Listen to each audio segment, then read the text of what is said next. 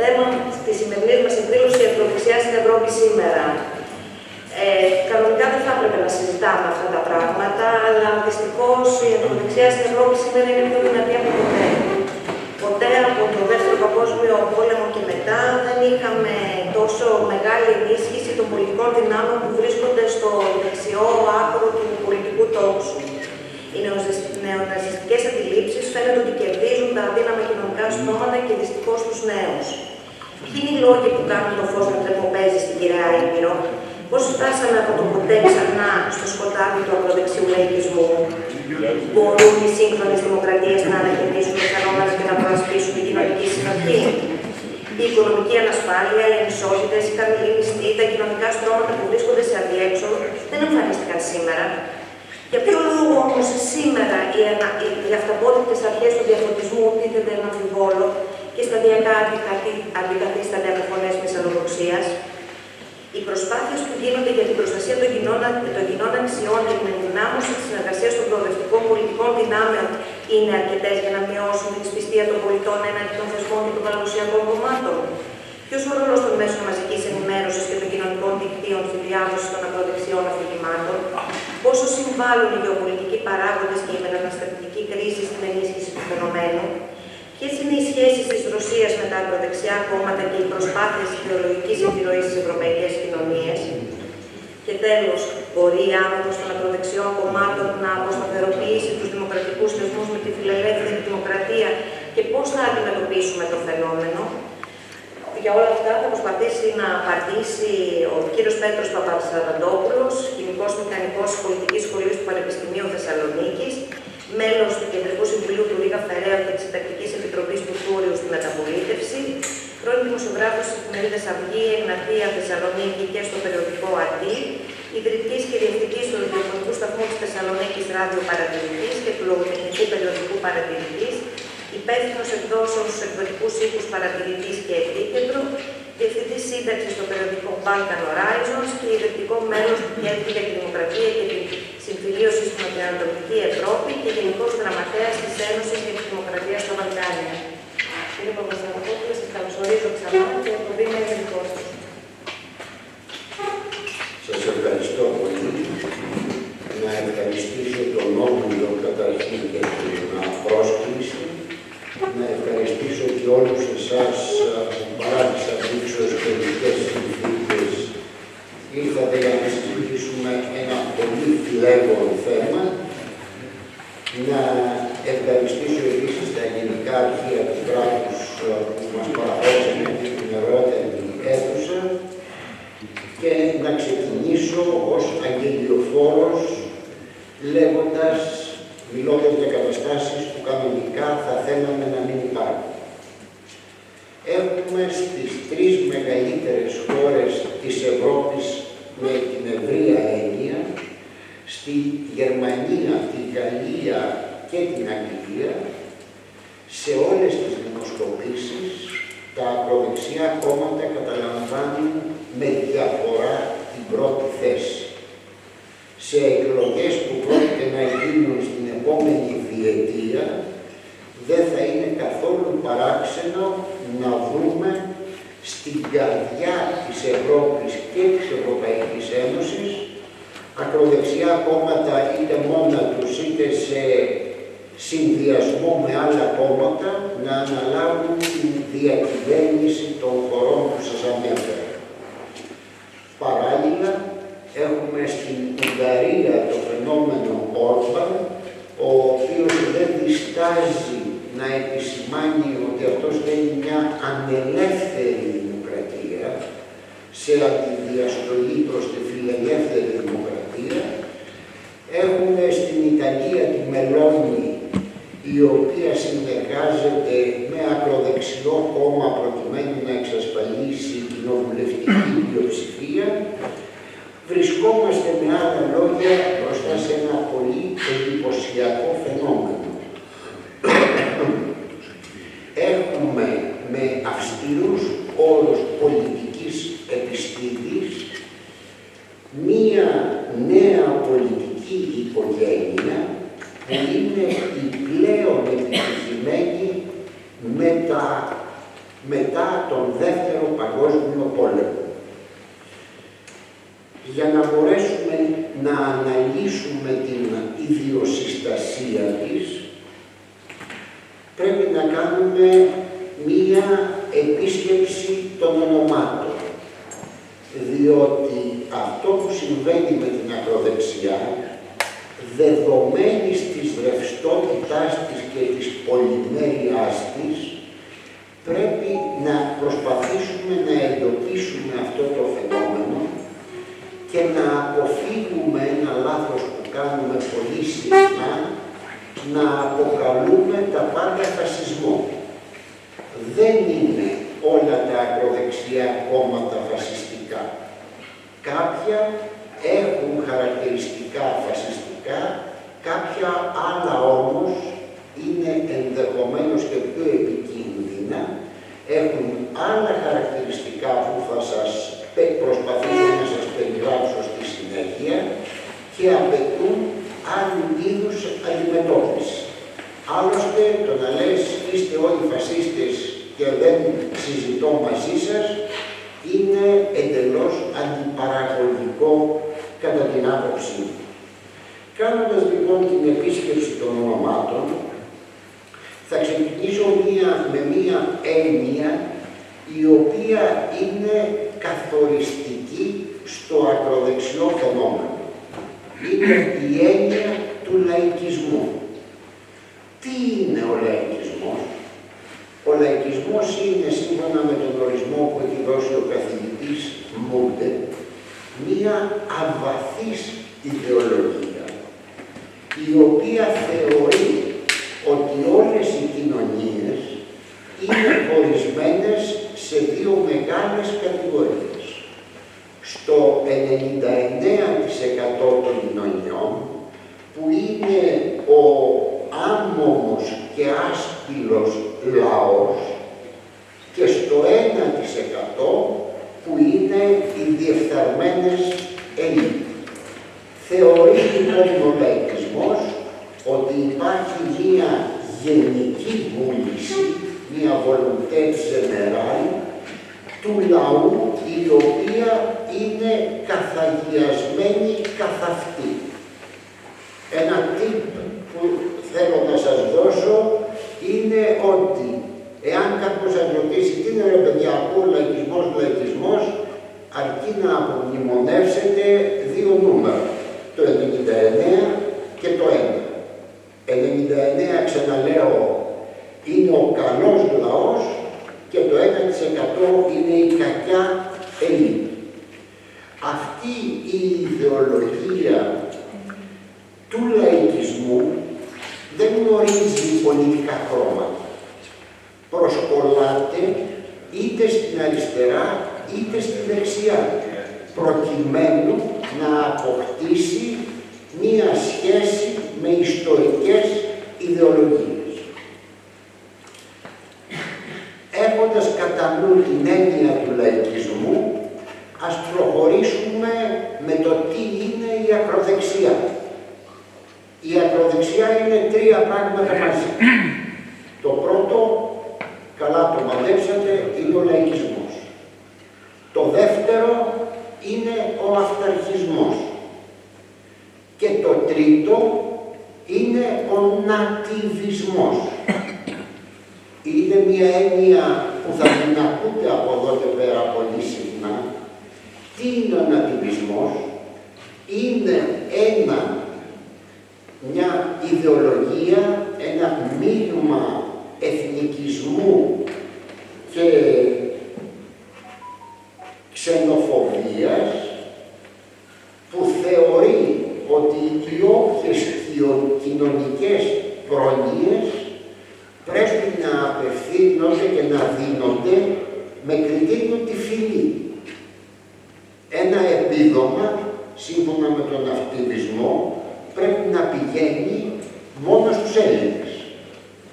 Ακόμα και όποιοι μετανάστες ζουν και εργάζονται στην Ελλάδα, λόγω της εθνικότητάς τους δεν πρέπει να απολαμβάνουν των κοινωνικών παροχών. Έχουμε λοιπόν ένα φάσμα ιδεολογικό που μας επιτρέπει να κατανοήσουμε την ακροδεξιά. Να κατανοήσουμε αν ένα κόμμα μπορεί να υπαχθεί στον ορισμό της ακροδεξιάς ή όχι. Η σωστή ονομασία για τα ακροδεξιά κόμματα είναι ριζοσπαστικά, λαϊκιστικά, δεξιά κόμματα. Επειδή όμως είναι πιο εύληπτος ο όρος της ακροδεξιάς, χρησιμοποιούμε αυτόν τον όρο ισότιμα με το ριζοσπαστικά, λαϊκιστικά, δεξιά κόμματα. Υπάρχουν δύο βασικές κατηγορίες ακροδεξιών κομμάτων. Η μία είναι τα λαϊκιστικά ακροδεξιά κόμματα και η άλλη είναι τα εξτρεμιστικά ακροδεξιά κόμματα. Πώς τα διαχωρίζουμε? Τα λαϊκιστικά είναι εναντίον της φιλελεύθερης δημοκρατίας. Τα εξτρεμιστικά είναι εναντίον της ίδιας της υπόστασης της δημοκρατίας, της δημοκρατίας περσέ.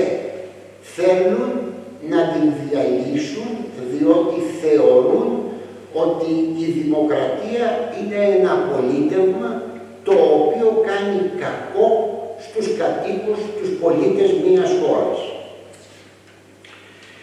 Η ακροδεξιά, και μιλάμε πάντοτε για την Ευρώπη, πέρασε από 4 κύματα και τώρα βιώνουμε το 4ο κύμα. Το πρώτο κύμα ήταν από το 1945 έως το 1955, όπου ήταν εντελώς στο περιθώριο, ήταν νεοφασιστικά κινήματα από νοσταλγούς του φασισμού και του ναζισμού. Το δεύτερο κύμα ήταν από το 1955 μέχρι το 1980, όπου τα ακροδεξιά κόμματα αρχίζουν να ενσωματώνουν λαϊκιστικά χαρακτηριστικά και να αποκτούν πολιτική αντιπροσώπευση στις τοπικές κυρίως εκλογές.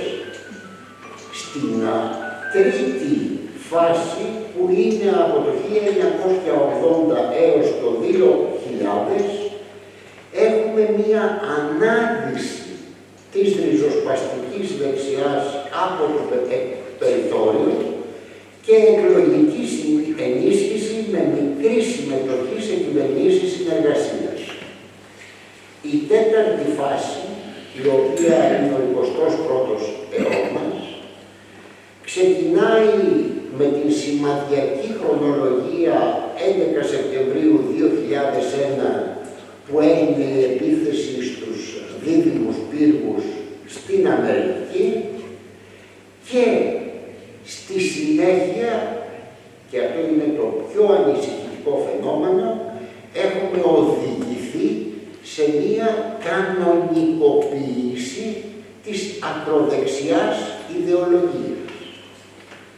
Τα κόμματα που ήταν δεξιά, όχι ακροδεξιά, δεξιά, αρχίζουν και υιοθετούν την ατζέντα της ακροδεξιάς, προκειμένου να ανακόψουν την επιρροή της σε μεγάλα λαϊκά στρώματα.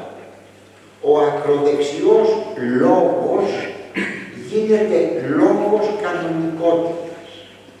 Ο ακροδεξιός λόγος εισχωρεί στο σώμα των δεξιών και μερικές φορές και των αριστερών πολιτικών κομμάτων.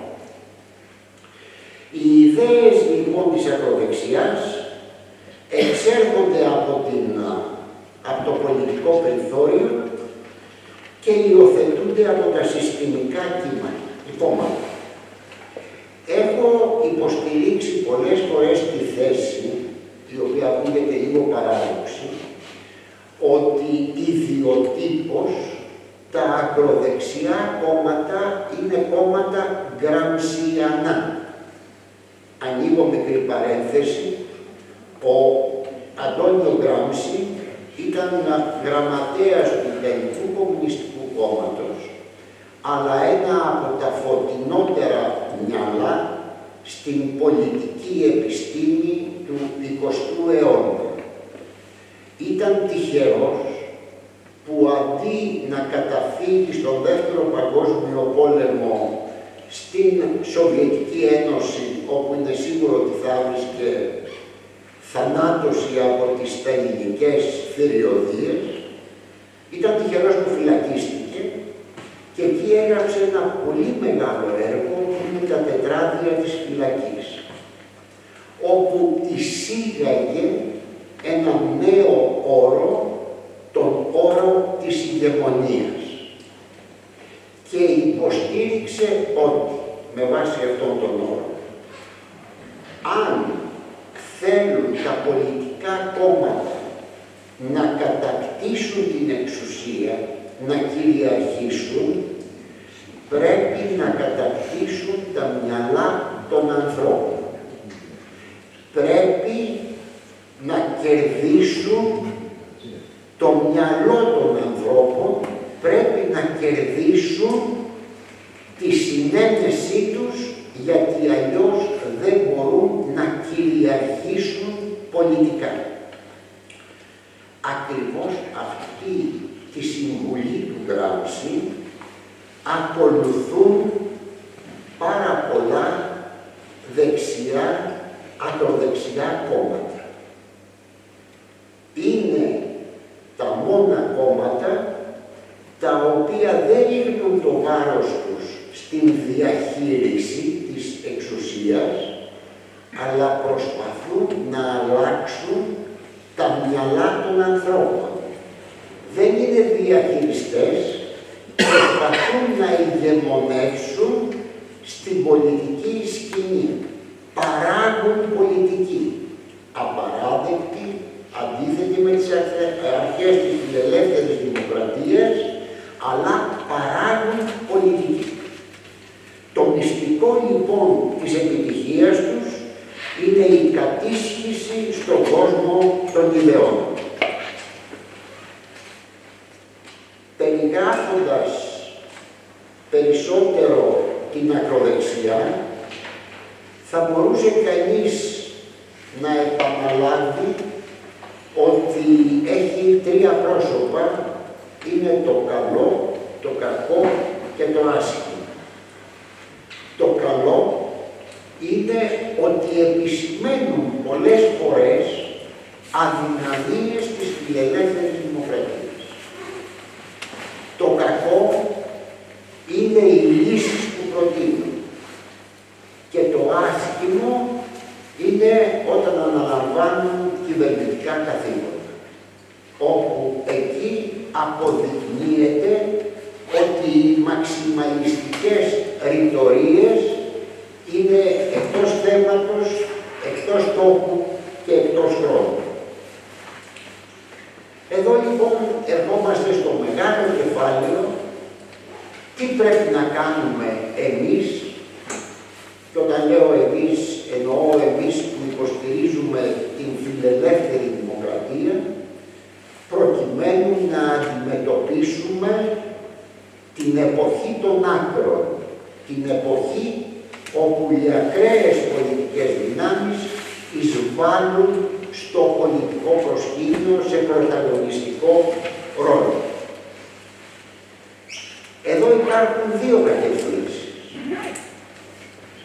που επικοινωνούν με το είδος της δημοκρατίας που επιθυμούμε. Το ένα είναι η διαδικαστική δημοκρατία και το άλλο είναι η μαχόμενη δημοκρατία. Η διαδικαστική δημοκρατία είχε ως πρότυπό της τα όσα συμβαίναν στην Αμερική, που δεν συμβαίνουν πια. Έχουμε απόλυτη ελευθερία του λόγου, έχουμε την πρώτη τροπολογία που λέει ότι δεν διώκεται κάποιος για τη γνώμη του, κάνουμε κανονικές εκλογές χωρίς καλπονοθείες, είμαστε μια καλή διαδικαστική δημοκρατία. Το δεύτερο είδος δημοκρατίας είναι η μαχόμενη δημοκρατία. Μαχόμενη δημοκρατία σημαίνει ότι η φιλελεύθερη δημοκρατία έχει το δικαίωμα και την υπεράσπιση να υποστηρίξει τις ιδέες της και τις αρχές της. Η φιλελεύθερη δημοκρατία δεν είναι ενωμοτία προσκόπων. Η φιλελεύθερη δημοκρατία και η μαχόμενη δημοκρατία πρέπει να προσπαθήσουν με κάθε τρόπο να πείσουν για τις ιδέες τους, χωρίς όμως να χρησιμοποιήσουμε τις μεθόδους των αντιδημοκρατικών δυνάμεων. Είναι μια δύσκολη ισορροπία, μια ισορροπία σε τεντωμένο σκηνή. Η φιλελεύθερη δημοκρατία λοιπόν, κατά την δική μου άποψη, πρέπει να αποφασίσει να γίνει μαχόμενη, πρέπει να φύγει από τον εφησυχασμό στον οποίο περιέπεσε μετά την πτώση του τείχους του Βερολίνου και την κατάρρευση του αντίπαλου δέους, και βέβαια καθοριστικό σε αυτή τη διαδικασία, καθοριστικός είναι ο ρόλος που έχουν να παίξουν τα μέσα ενημέρωσης, για τα οποία πάρα πολύ σύντομα θα σας πω το εξής. Τα μέσα ενημέρωσης είναι ταυτοχρόνως εχθρός και φίλος της ακροδεξιάς. Την καταγγέλνουν πολιτικά, αλλά υιοθετούν την ατζέντα της, διότι είναι πιασάρικη, πουλάει και είναι κάτι το οποίο είναι μυντιακά αγώγη. Εκτός όμως από το εχθρός και φίλος, υπάρχουν τρεις τρόποι αντιμετώπισης από τα μέσα ενημέρωσης της ακροδεξιάς. Ο πρώτος τρόπος είναι η υγειονομική ζώνη, κορδόν σανιτέρ. Θα εξηγήσω τι σημαίνει. Ο δεύτερος τρόπος είναι η κριτική αντιμετώπιση και ο τρίτος τρόπος είναι η προσπάθεια κατευνασμού. Η υγειονομική ζώνη, η οποία μοιάζει τουλάχιστον σε μένα πολύ ελκυστική, είναι να πεις, και το είπαν πολλά κόμματα στην Ευρώπη, ότι εγώ δεν ασχολούμαι μαζί σου. Δεν θέλω να συνυπάρχω μαζί σου σε κοινοβουλευτικές επιτροπές, δεν θέλω να είμαι καλεσμένος σε πάνελ όπου είσαι και εσύ συμπροσκεκλημένος, δεν θέλω πολιτικά να σε νομιμοποιήσω.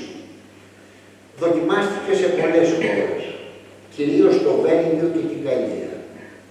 Προς μεγάλη μου λύπη απέτυχε, διότι να εφαρμόσει την υγειονομική ζώνη στα πρώτα βήματα ίσως έχει ένα νόημα.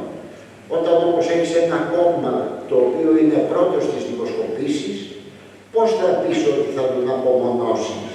Είναι εναντίον των κανόνων της φιλελεύθερης δημοκρατίας. Ο δεύτερος τρόπος, που είναι η προσπάθεια κατευνασμού, είναι ό,τι χειρότερο.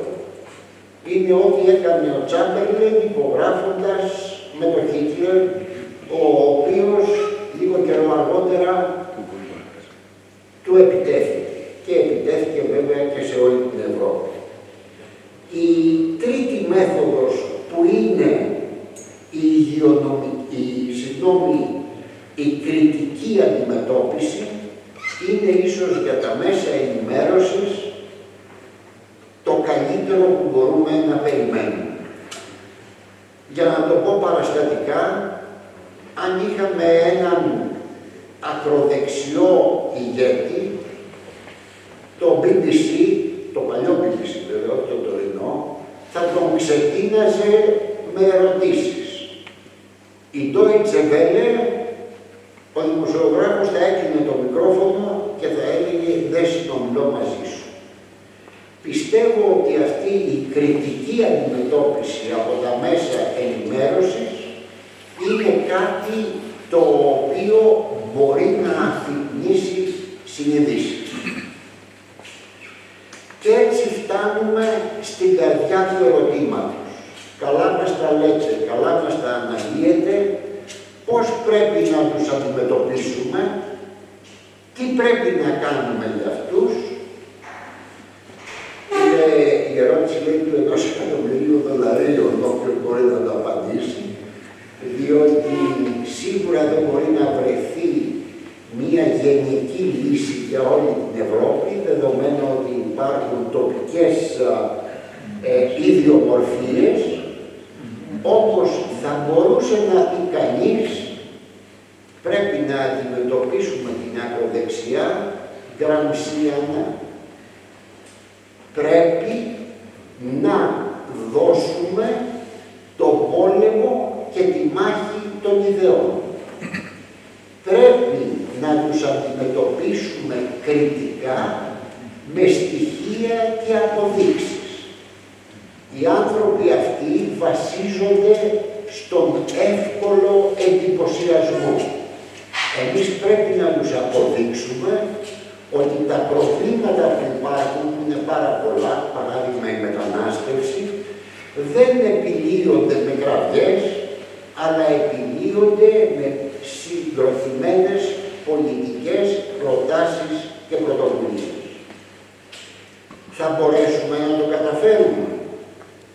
Ίσως για πρώτη φορά στη διάρκεια αυτής της ομιλίας θα είμαι λίγο αισιόδοξος. Πιστεύω πολύ στην αφομοιωτική δύναμη της φιλελεύθερης δημοκρατίας. Πιστεύω πολύ στο ότι πρέπει να κατανοήσουμε ότι η φιλελεύθερη δημοκρατία είναι το καλύτερο πολίτευμα που έχει επινοήσει ο ανθρώπινος νους, παρά τα προβλήματά της, παρά τις δυσλειτουργίες της. Η φιλελεύθερη δημοκρατία σέβεται το άτομο και προσπαθεί να το εντάξει σε μια κοινωνική προοπτική. Άρα αυτό που πρέπει να κάνουμε είναι να δώσουμε τη μάχη των ιδεών. Μακάρι να το καταφέρουμε.